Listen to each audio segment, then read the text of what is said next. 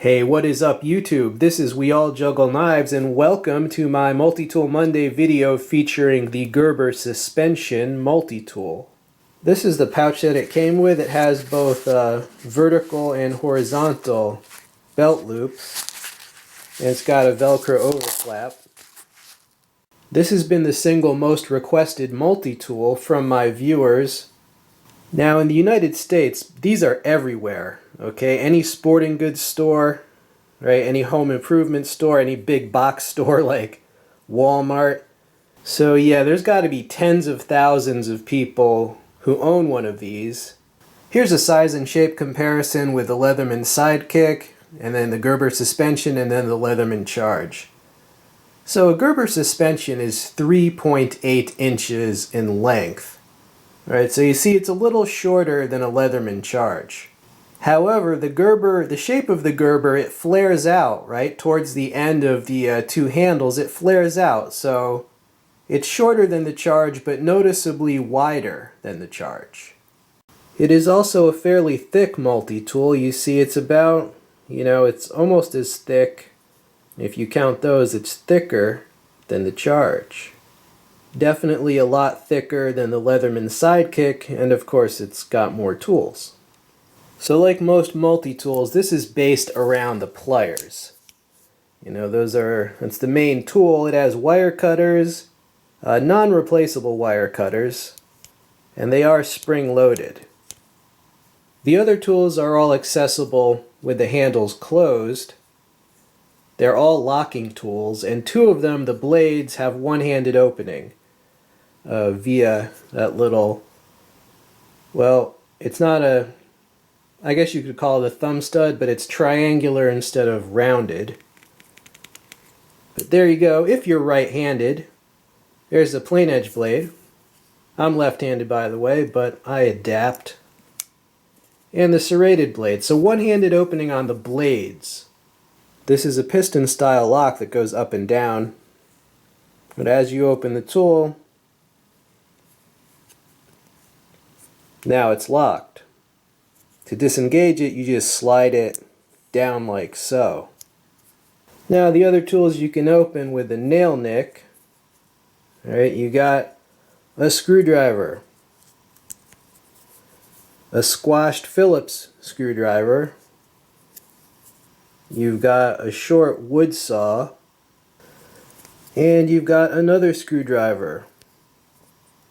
You've got a bottle opener and can opener, a dual opener tool. You have a lanyard hole, and you've got the scissors, which open that way, and then you fold the handle. Okay, so this is everything, every little tool on the Gerber Suspension. Now, Gerber is an American company, but it is owned by Fiskars, right, which is a company in Finland. However, the suspension is actually manufactured in China for Gerber and Fiskars. And many have wondered what company in China actually is making this for Gerber. Many people think it might be Ganzo. You can see how similar these two multi-tools are, employing the same locking mechanism and the same overall shape. So how is this plain edge blade that they give you? Well, let us see.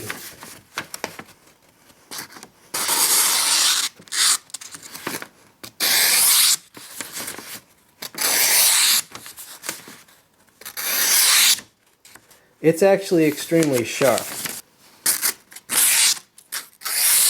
The julienne French fries, as I call them.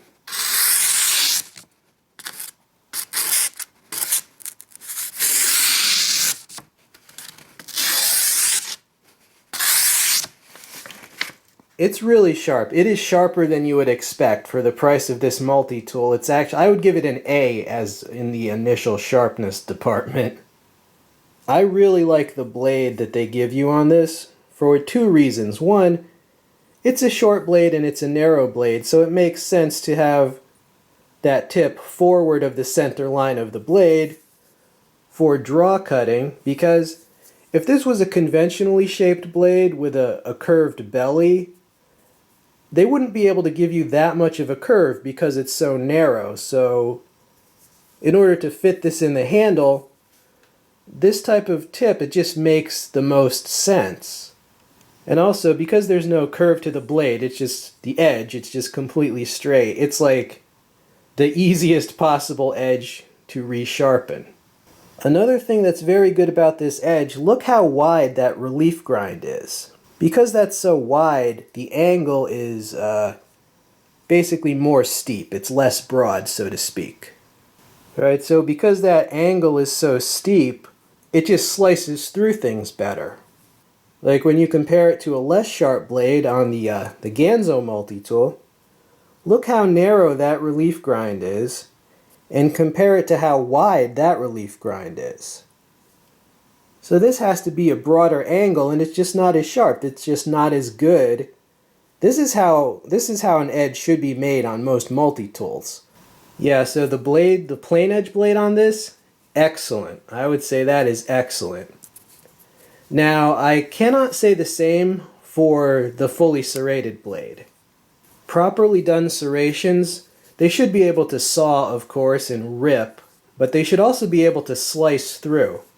And I've demonstrated that many times with serrated Spyderco blades and serrated Victorinox blades. This cannot slice. You're not doing any slicing with these serrations. They're too broad, right? This can rip and saw and tear, and that's the only type of cutting: ripping, sawing, and tearing. All right, so yeah, these serrations, not so good. I almost think they should have just left this off, because the plain edge was really good. If they're going to give you bad serrations, just give a different tool instead. And the rest of the tool set, well, they give you 3 screwdrivers, which is basically 2 less than some other multi-tools. They give you a small flathead or slotted, and I guess that's a medium. Yeah, that's a medium, because I've definitely seen larger and XL size than that on multi-tools. So a medium and a small slotted screwdriver, and then these squashed Phillips. It's missing a micro screwdriver, and it's missing like a large and or extra large size of screwdriver. And then you got the dual opening tool. It seems like they could have fit another screwdriver at the end of this, but they chose not to. And the saw. This is a very short saw.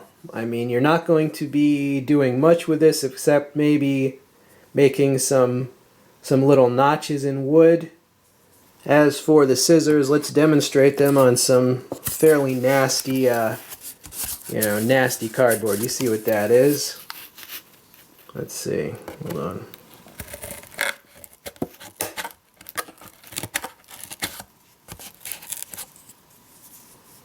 They're kind of short scissors, but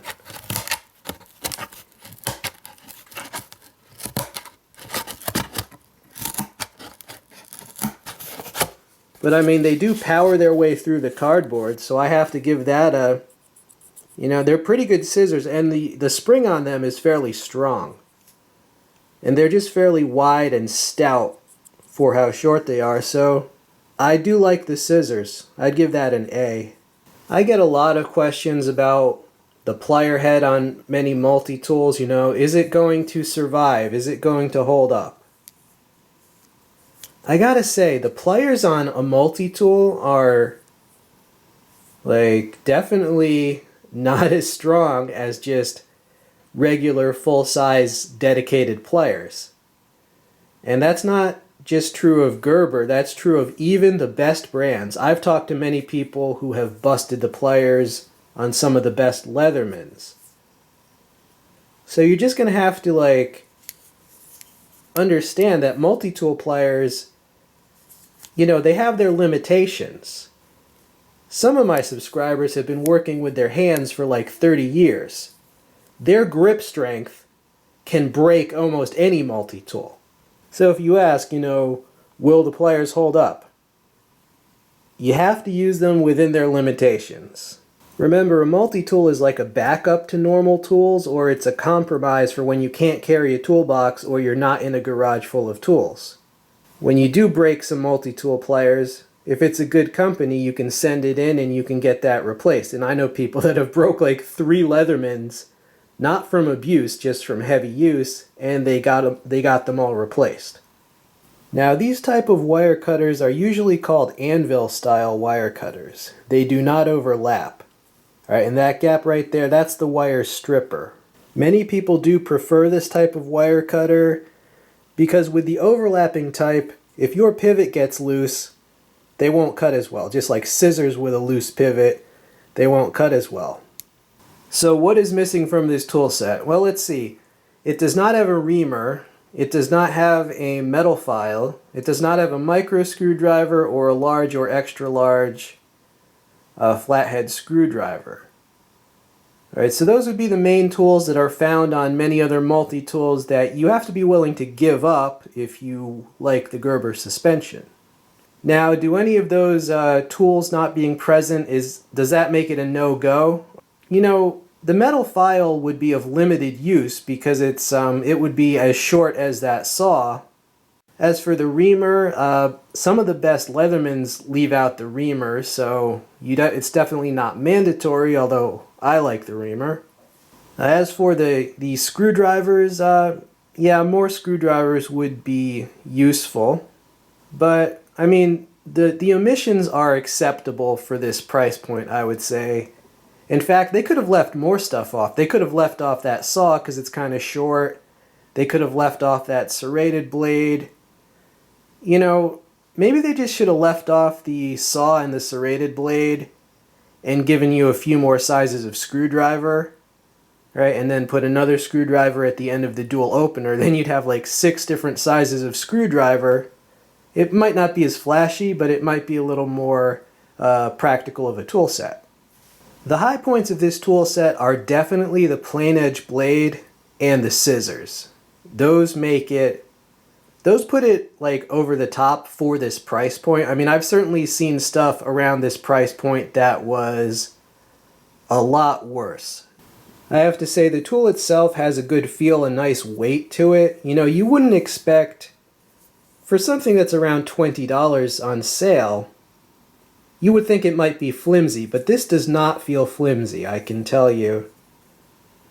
It's got this flow-through construction, so one, that makes it lighter. 2, that gives you a little bit more traction. However, if you drop this in the mud or the dirt, you know, the mud and the dirt can easily get through here, but it's also easy to, you know, take the sprayer from your sink or whatever and spray through this, so it's easier to clean, but it's also gets dirty more easily too. The plier handles are fairly comfortable. They even go so far as to put these little rubber pads here for, you know, those rubber pads make it even more comfortable. And even though this is wider than most multi-tools when closed, the extra contouring on the handle actually does serve a purpose. It just makes it more comfortable. I did notice that the handles on mine do have some little bit of side-to-side play. Final conclusions on this Gerber suspension. You know, in my opinion, the most important 3 tools on this are the plain edge blade, the scissors, and the pliers. The pliers are decent. The plain edge blade and the scissors are really well done. So basically, the 3 most important tools on this are either passable or better than passable. That's why I like this multi-tool.